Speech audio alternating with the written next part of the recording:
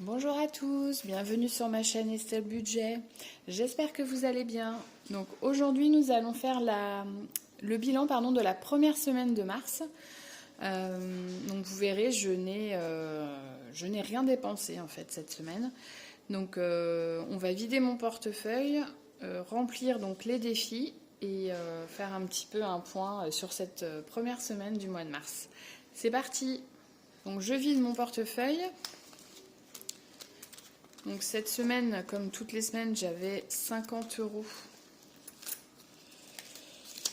dans mes enveloppes hebdomadaires. Donc alors, hop, voilà.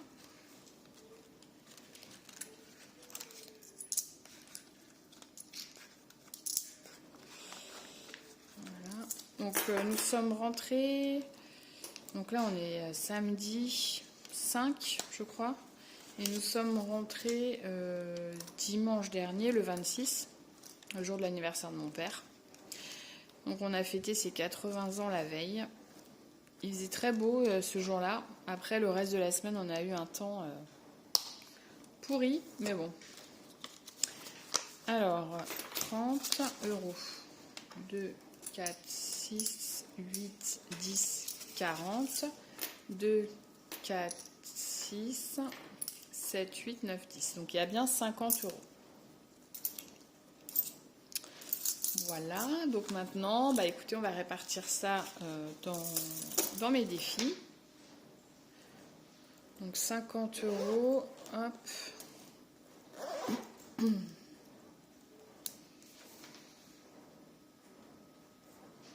Donc c'est le maximum que je peux avoir puisque je mets 50 € dans mes enveloppes.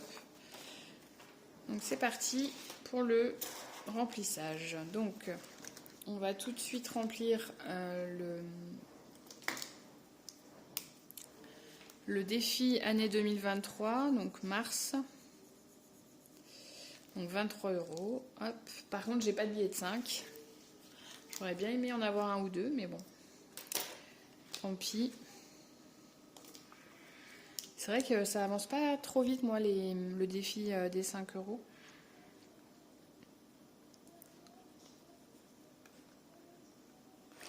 Donc 9, 69 €. 69 €, c'est super déjà. Donc là, j'ai 2, 3, 4, 5, 6. 6. 2, 3, 4.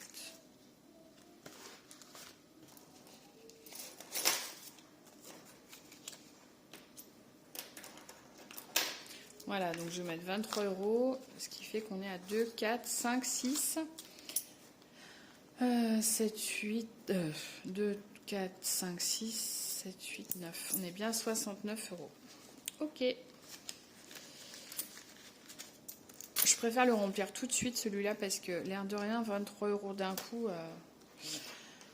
Donc, le jour férié, eh bien, on n'en a pas. Par contre, je me disais que le mois prochain, au mois d'avril, donc on a le lundi, on a le dimanche de Pâques, mais je pense que si dans le mois je fais pas mal d'économies, j'essaierai de mettre un jour férié du mois de mai, parce que 20 € à chaque fois, j'ai mis la barre un peu haute, je pense. Bon, après, si j'y arrive pas, encore une fois. Défi 5 €, je n'ai pas de billet de 5, donc je suis toujours à 20 €. Les 35 enveloppes. Donc là, je vais mettre 13,50 € plus.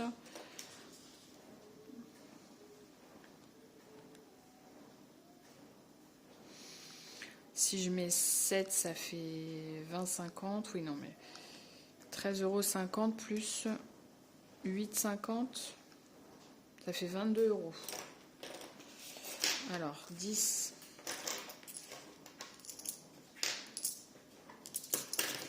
2, 4, 6, 8, 10 et 2. Voilà, comme ça, 22 € et ça me fait 2 enveloppes. J'aimerais bien essayer de le finir rapidement. Alors pourquoi, je ne sais pas. Gonfler mes épargnes, ça c'est sûr. Mais pour passer à un autre défi. Voilà. Donc 8,50, 13,50. Donc ça fait 22 euros. Il est très bien celui-ci parce que ça reste des sommes, le maximum c'est 17,50 €, donc ça passe. Mais bon, voilà, j'aimerais bien en faire un autre. Donc 22 euros. Je mets à la date du premier, mais en fait j'aurais pu mettre la date du 5. Donc ça fait 229 euros. Voilà. Alors comme j'avais mis 100 euros d'épargne avant les vacances, là dans l'enveloppe j'ai que 7 euros. Mais ce qui est normal, puisque j'ai retiré déjà 100 euros. Juste avant de partir en vacances, comme ça je suis partie avec des classeurs d'épargne qui n'étaient pas trop remplis au cas où, parce que on ne sait jamais ce qui peut se passer. Déjà, la journée quand on est là, on part au travail, on peut être cambriolé, donc en vacances. Alors là, c'est mon nouveau défi du mois. Donc, ce sont des habitations. C'est 2 euros par habitation. Au début, j'avais mis 1 euro par habitation. Puis bon, finalement, je me suis dit, allez, on va se challenger un petit peu plus. Et j'ai aussi le défi coloriage. Donc, je vais couper la poire en deux, je pense. Je vais commencer le défi du mois de mars. Et puis, je vais aussi faire le défi coloriage. Donc, pour le défi du mois de mars, symboliquement, je vais mettre une maison. Donc, on va prendre le rose, parce qu'on aime bien le rose. Parce qu'en fait, les charpies comme ça, là, foncés, vous voyez, par rapport au bleu, par exemple, le foncé, ça recouvre tout. Donc, je trouve ça moins chouette pour les coloriages. J'aime bien voir un peu en transparence. Puis comme ça, si je déborde, ça se voit pas, parce que... Et oui, c'est tout un art, le coloriage. J'ai un enfant en maternelle, donc ceci explique cela. Alors, le 5 mars, dépôt 2 euros. Eh bien, écoutez, c'est le début, hein, le début du mois. Donc, 2 euros. Et ensuite, dans le défi coloriage, on va mettre les 3 euros. Donc, 3 euros, je vais faire, je pense que je vais faire la case là, comme ça. Quand j'aurai fini le profil de Belle, j'aurai déjà bien avancé. Parce qu'après, il reste que des grosses cases. 5, 4, 4, 4. Ouille, ça fait mal. Ouais. Bon, écoutez, on verra ça. Hop, donc 3 euros.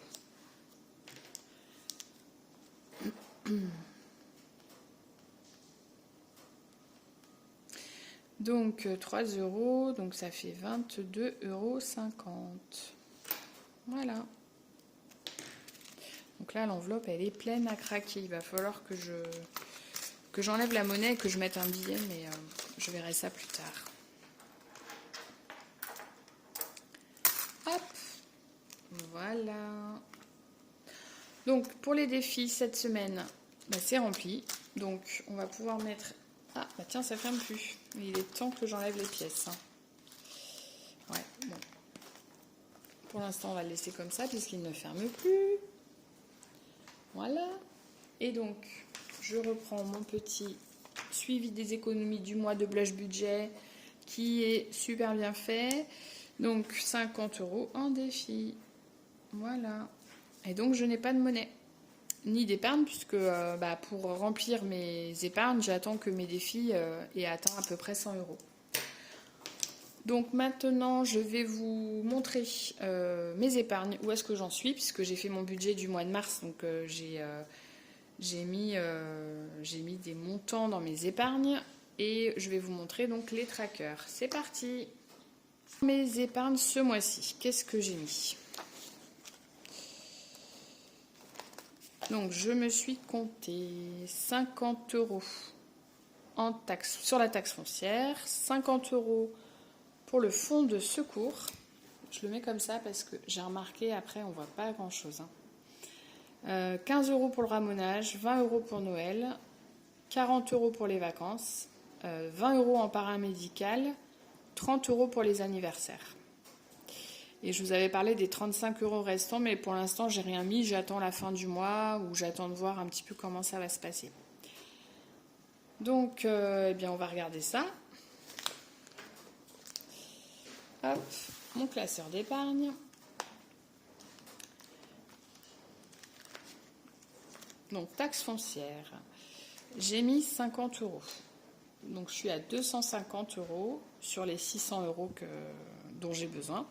Taxe foncière et taxe d'habitation, parce que l'année dernière, nous, on n'a pas été exonérés. Alors, on n'a pas eu énormément à payer par rapport à la taxe foncière, Dieu merci, mais on a eu quand même un peu plus de 100 €. Et c'était pas la redevance audiovisuelle, puisqu'elle a bien été supprimée en 2022.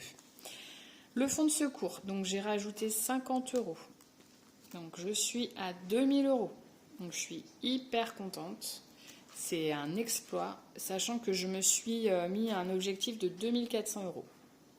Alors le fonds de secours, c'est très personnel et j'ai envie de vous dire, moi pour bien faire, il me faudrait peut-être, allez, si c'était 6 mois de dépenses, il me faudrait 6000 €. Mais bon, à ce tarif-là, j'en finis jamais en fait du fonds de secours.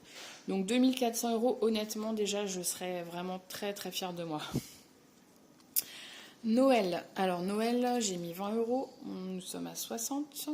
Paramédical pour mon fils, j'ai mis 20 €.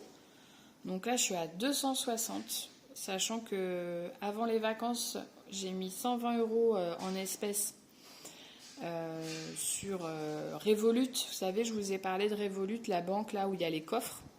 Donc ce qui fait que vous voyez, dans cette pochette, j'ai plus du tout d'espèces. Donc j'ai 260 € sur le coffre Revolut pour mon fils. Anniversaire, donc anniversaire, j'ai mis 30 €, donc je suis à 200 €. 200 €, voilà. Sachant que là, pour l'anniversaire de mon père, donc j'avais retiré 100 €, moins 100, voilà. Donc on lui a offert une tour d'ordinateur, une unité centrale, quoi. Il était très content. Les vacances. Donc les vacances, j'ai un budget de 800 et j'ai mis 40. Donc je suis à 640. On a déjà réservé la location pour cet été, une semaine, qui nous coûte 900 €. Donc là, on a payé 20%, je crois, seulement. Sachant que, vous voyez, j'ai payé 20%, mais j'ai payé sur notre épargne famille. Donc j'ai pas eu besoin de retirer donc sur mon budget vacances personnel entre guillemets, puisque je vais pas dépenser 640 € toute seule, c'est pour l'essence, le péage, l'alimentation, les sorties, tout ça. Le ramonage et le cloud, j'ai rajouté 15 €. Voilà, je suis à 35 €. Vêtements, chaussures, j'ai rien mis. Mais à la fin du mois, il me restait de l'argent, j'avais mis 60 €. Week-end en amoureux. Donc, j'ai tout enlevé puisque j'ai tout dépensé. Voilà. Donc, je suis hyper contente parce que ce week-end en amoureux, pendant nos vacances, nous sommes allés donc dans un hôtel. Ensuite, j'avais invité mon chéri au restaurant. Un très bon restaurant, pas gastronomique, mais très, très bien. Il a adoré, il s'est régalé. Voilà. Et le lendemain matin, on s'est offert un petit déjeuner continental à l'hôtel, mais on a pris sur le budget familial. Donc ça m'a coûté 89 € je crois à l'hôtel, ou 80, je sais plus, et le restaurant 125. Donc je suis vraiment, j'étais vraiment dans les clous, j'étais hyper heureuse de pouvoir m'offrir ça avec mon amoureux sans que ça nous pompe sur notre budget, franchement. Le bonheur. Le bonheur.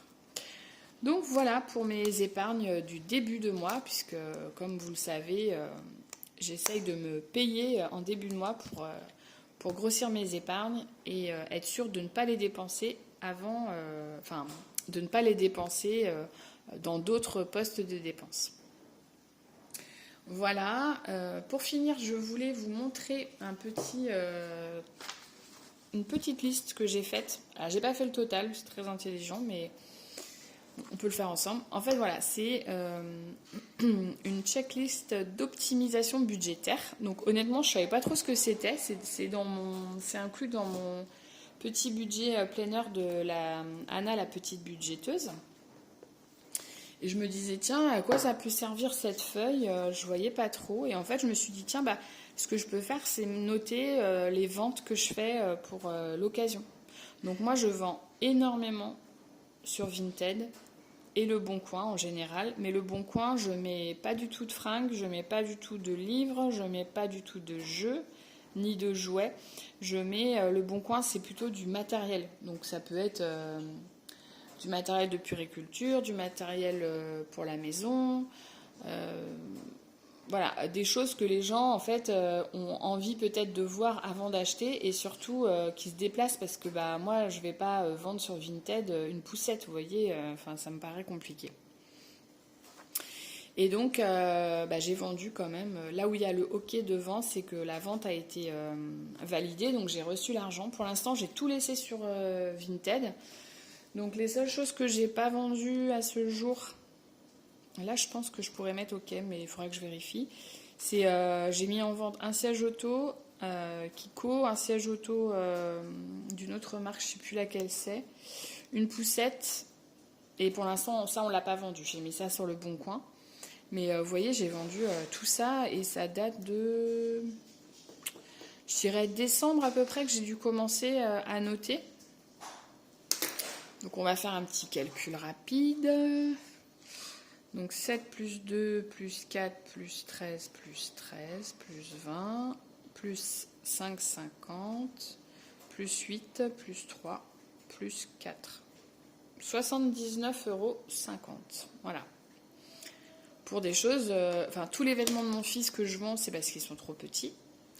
Et moi, les choses que je vends pour moi, donc là par exemple, j'ai vendu 2 pulls en cachemire, mais c'est des pulls en cachemire que j'ai portés énormément. Il y en a un qui était déjà d'occasion. Et en fait, bah, vous savez, on a beau faire très attention au lavage, à un moment, ils étaient un petit peu devenus étroits pour moi. Bon, après, j'ai peut-être grossi un peu, je sais pas. Là, j'ai vendu une doudoune Décathlon. Clairement, elle était devenue trop petite aussi.